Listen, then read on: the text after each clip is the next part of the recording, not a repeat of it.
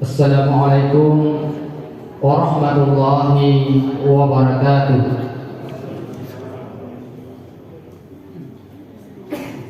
Alhamdulillahi rabbil alamin. Wa bihi nasta'in ala dunya wa din. Wassalatu wassalamu ala asyrafil anbiya'i wal mursalin wa ala alihi wa sahbihi ajma'in, amma ba'd. Kaum muslimin jamaah tarawih insyaallah kita sama-sama dimuliakan oleh Allah Subhanahu wa taala. Alhamdulillah, syukur kimapudi maraja lawan sarjana Allah taala nasabai walmiye dan kata wasina wari Allah taala sedekana papenyaman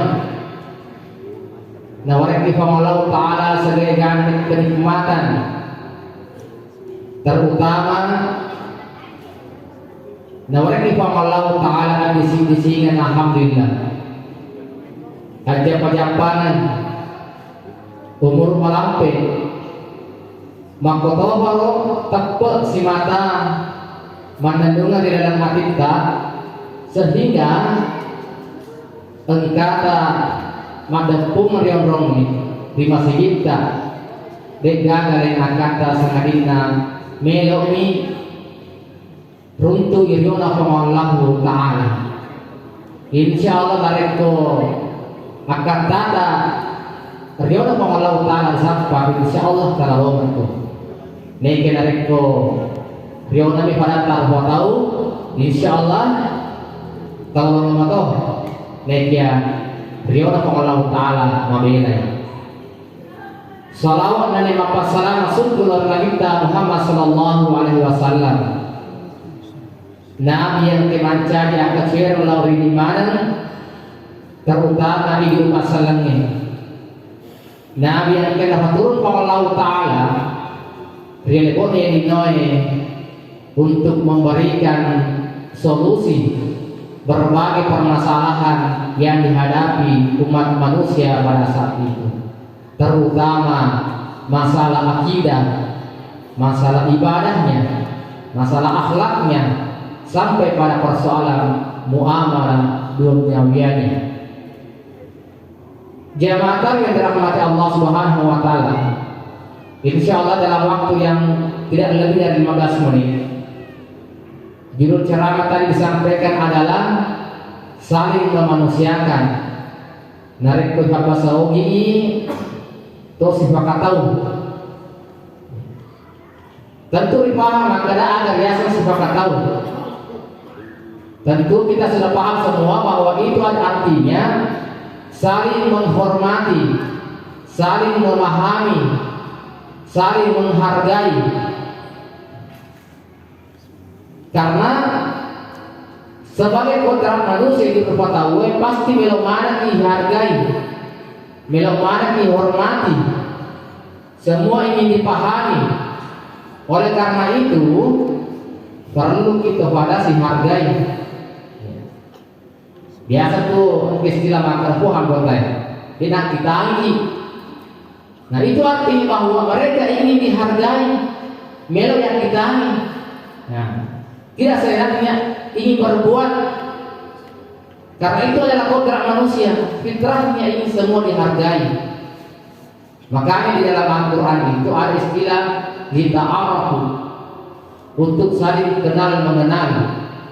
Makanya dalam ayat Allah Subhanahu wa taala dalam surah Al-Hujurat, narampe Allah taala makada ya ayyuhan nas inna khalaqnakum min zakari wa unsa wa ja'alnakum syu'uban wa qabaila lita'arafu inna akramakum indallahi atqakum. Makanya Allah taala hai sidina fatawai majappu engkau kau dipancani Qur'an dan yang makhluk lain. Jadi ini rupa tahu dalam rupa itu wujud tak makhluk Qur'an dan yang makhluk lain. Narik ko engka tahu kan dia urang yang gamakun rai menyepu Yidar tuh tahu apa kata tahu atau bahkan dikatakan bukan manusia tanya tahu. Nah sahabatnya urang dan tanya makun rai. Nah sebab pengelola kan narapi makada itu rupa tahu burani dan makun rai. Karekutannya burani tanya tahu makun rai pasti tanya tahu. Pengelola tanah makada. Kemudian dari laki-laki dan perempuan itu menjadikan mereka berbangsa-bangsa, bersuku-suku, sakit rupa apa dengan untuk apa? Dita'arafu pada melok ini untuk saling kenal mengenal. Nah, kalau kita memahami sepintas maka kita tahu namanya. Isengnya sana, pegang motor bolana, pegang motor kampungna. Tetapi ternyata kalau melihat ayat ini ataupun berdasarkan dengan sebab turunnya ayat, ternyata ayat ini yang dimaksud dengan ta'arafu harus ditahu seluruh aspek yang terkait dengan manusia itu, terutama iris seni sifat-sifatnya. Iris seni kebiasaannya, iris seni kedekedona. Karena kalau kita sudah tahu sifatnya, iris seni kebiasaannya, maka tentu kita juga tahu bahwa apa yang harusnya kita perlakukan untuk mereka. Nasabah, mereka biasa lupa tahu, jika kami ada kayak bunga-bungai, ternyata dia tahu dia tak boleh bunga-bungai. Misalnya, sebaliknya, engkau mau tahu apa lagi, nah ini mak bunga-bunga nih. Nah, inilah adanya ketidaksepahaman, tidak sepaham. Karena itulah perlu kita tahu bahwa si A ini adalah orang yang tidak suka dimain-mainin. Dia bunga-bungai. Oh iya tahu cuma tong-tongan tuh. Itu mereka serius. Sehingga kalau kita sudah memahami di antara kita, maka tentu kita bisa memperlakukan saudara-saudara kita sesuai dengan kepribadiannya, karakternya, kebiasaannya. Nah justru inilah juga sangat penting.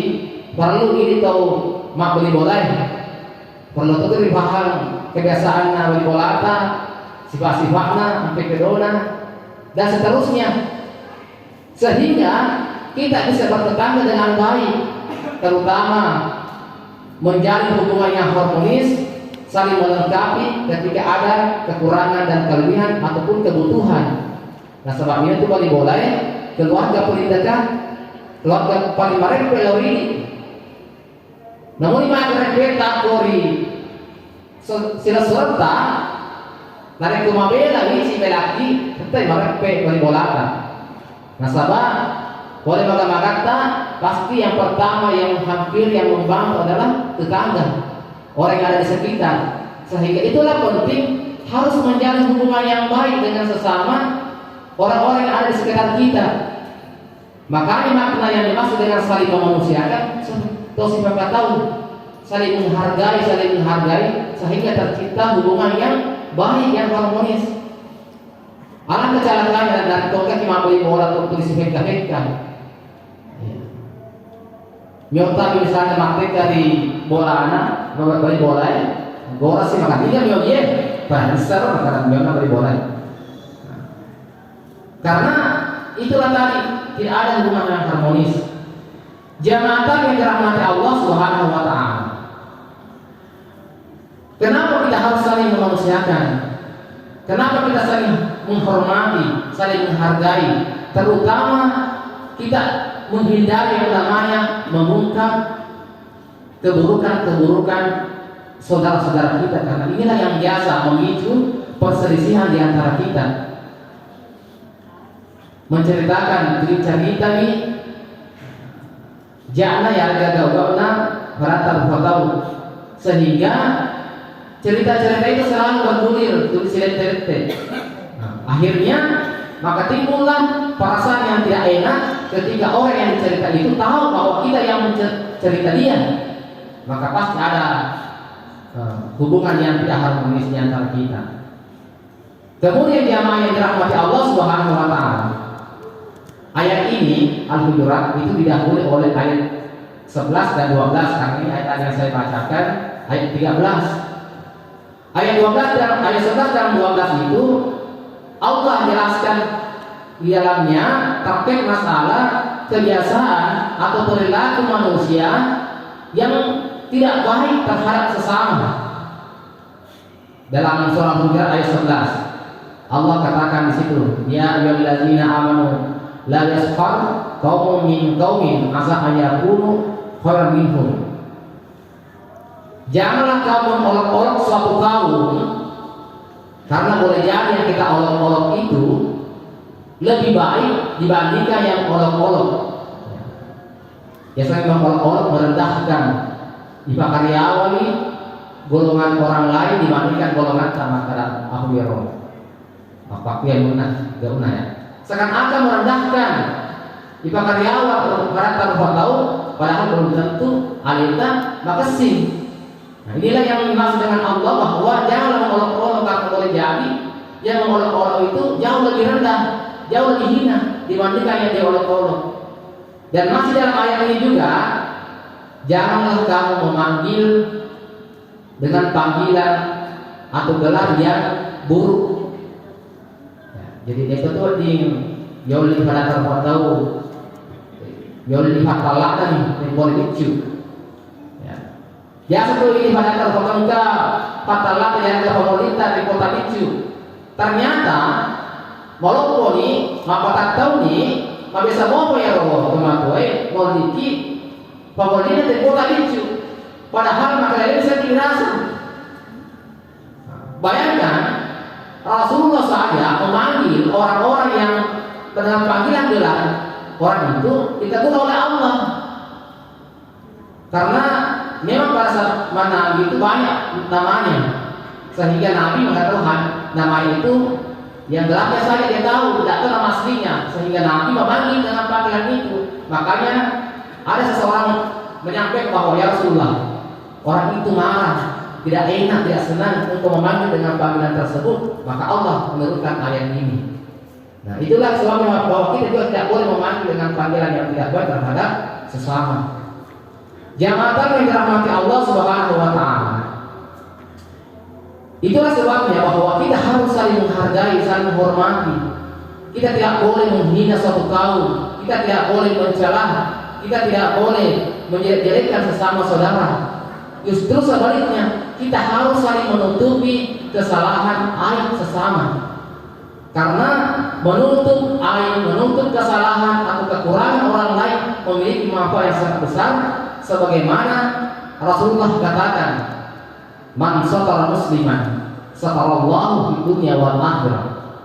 Dan ini ditutupi aibna silsurana, kesalahannya, dosana, wajib Allah Taala menutupi dosana, aibna, kesalahannya, rilina makotoh di akhirat. Jadi kita ini akan ditutupi aib kita, kesalahan kita, dosa kita, kalau kita juga berusaha menutupi aib sesama saudara. Karena bisa dibayangkan kalau Allah membuka aib kita di dunia, Allah memperlihatkan seketika, Allah bisa saja memperlihatkan aib kita. Misalnya orang yang diam-diam mencuri, maka Allah dengan mudahnya membuka aib mereka, sehingga orang semua tahu bahwa ternyata dia adalah pencuri misalnya. Makanya kita harus berusaha menutupi aib saudara-saudara kita supaya Allah juga menutup aib kita. Karena yakin dan percaya, khususnya di dalam masjid ini tidak ada orang yang tidak punya kesalahan, tidak ada orang yang tidak punya aib, tidak ada orang yang tidak punya dosa, termasuk umat bicara. Sehingga mari kita senantiasa menutup aib kita itu dengan menutup aib saudara-saudara kita. Bayangkan seperti bahwa tobis yang rahasia di masjid ini pasti boleh kata dia boleh kata pada jamaah, sebab masih hirki. Apalagi kalau Allah membuka aib kita nanti di hari kemudian, Orang membayangkan wah si ahli ibadah, pasti ahli berjamaah, ahli sedekah, ternyata semua di balik itu ternyata maka kita sifatnya. Nah itulah semua kalau Allah bisa mengungkap tabir-tabir aib kita. Makanya jangan kita mengumbar aib saudara-saudara kita, jangan kita menceritakan kejelekan-kejelekan orang lain, karena walhasil jadi kita juga akan diungkap aib kita nanti di hari kemudian. Jamaah yang dirahmati Allah Subhanahu wa taala. Oleh karena itu, mari kita senantiasa membersihkan hati kita, membersihkan diri kita, apalagi di penghujung bulan Ramadan ini, senantiasa kita diwanti-wanti untuk menyalurkan atau mengeluarkan zakat fitrah. Salah satu tujuannya adalah membersihkan semua perilaku kita yang senantiasa dapat mendatangkan dosa. Itulah hikmahnya kita menyalurkan zakat fitrah, terutama membersihkan dosa-dosa kita, dosa-dosa yang dilakukan selama bulan suci Ramadan. Demikianlah ceramah yang sempat saya sampaikan pada kesempatan ini. Mudah-mudahan ada hikmah untuk kita semua, terutama untuk diri pribadi saya. Dan saya akhiri dengan ucapan wabillahi taufiq wal hidayah. Wassalamualaikum warahmatullahi wabarakatuh. Waalaikumsalam warahmatullahi wabarakatuh.